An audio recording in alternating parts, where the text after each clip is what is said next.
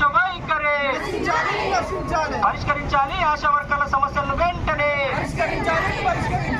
ఆశా వర్కర్లకు ఫిక్స్డ్ వేతనం 18,000 రూపాయలు ఫిక్స్డ్ వేతనం 18,000 రూపాయలు ఆశా వర్కర్ల ఐక్యత పోరాడదాం ఆశా వర్కర్ల సమస్యలు పరిష్కరించేంత వరకు పోరాడదాం ఆశా వర్కర్లకు ఫిక్స్డ్ వేతనం అమలు చేసేంత వరకు ఆశా వర్కర్లకు పని భారం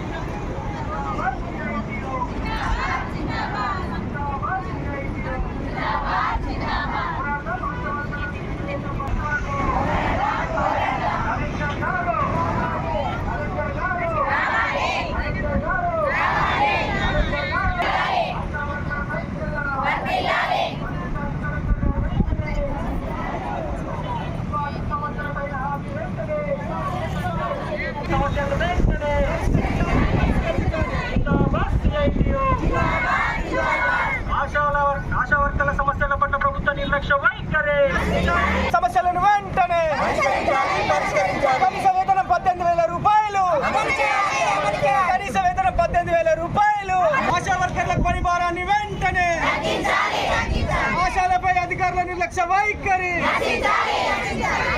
ఆశాలపై అధికారుల నిర్లక్ష్య వైఖరి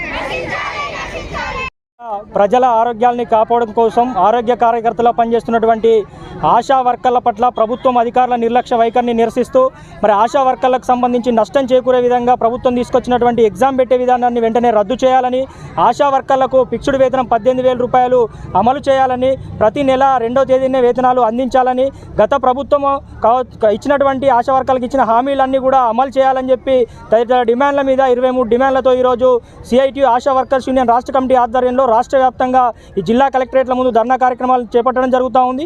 అందులో భాగంగా ఈరోజు రాజన్న సిరిసిల్ల జిల్లా కలెక్టరేట్ ముందు ఆశా కార్యకర్తలతో సిఐటి ఆధ్వర్యంలో ధర్నా చేపట్టడం జరుగుతూ ఉంది. మరి ఈ సందర్భంగా మేము డిమాండ్ చేస్తూ ఉన్నాము. మరి ఆశా వర్కర్లు ప్రజల ఆరోగ్యాన్ని కాపాడడం కోసం అనేక తమ ఆరోగ్యాలను సైతం లెక్కేయకుండా పనిచేస్తున్నా కూడా ప్రభుత్వం వీరి సమస్యల పట్ల నిర్లక్ష్యంగా వ్యవహరిస్తున్నటువంటి పరిస్థితి ఉంది. మరి ఆరోగ్య కార్యకర్తల్లో పనిచేస్తున్న వీరికి కనీసము ఆరోగ్య బీమా కూడా లేనటువంటి పరిస్థితి ఉంది. గత ప్రభుత్వం 50 లక్షల రూపాయల ప్రమాద బీమా అందిస్తామని చెప్పి మరి హామీ ఇచ్చింది. అయినా కూడా ఇప్పటివరకు అది సర్క్యులర్ రిలీజ్ చేయలేదు. మరి పక్క రాష్ట్రం ఆంధ్రప్రదేశ్లో వీరికి ఆశా వర్కర్లకు సంబంధించి ఫిక్స్డ్ వేతనం అమలవుతున్నా కూడా ఇక్కడ ఈ రాష్ట్ర ప్రభుత్వం అమలు చేయనటువంటి పరిస్థితి ఉంది. మరి ప్రపంచ ఆరోగ్య సంస్థ WHOనే ఆరోగ్య కార్యకర్తలను గ్లోబల్ హెల్త్ లీడర్స్గా మరి ప్రకటించింది. కానీ ఈ ప్రభుత్వాలు మాత్రం వీరి సేవలను ఇంతవరకు మరి గుర్తించడం లేదు. మరి ఆశా కార్యకర్తలకు సంబంధించినటువంటి సమస్యలను వెంటనే పరిష్కరించే విధంగా చర్యలు తీసుకోవాలని చెప్పి ఈరోజు మేము ధర్నా చేపడుతూ ఉన్నాం.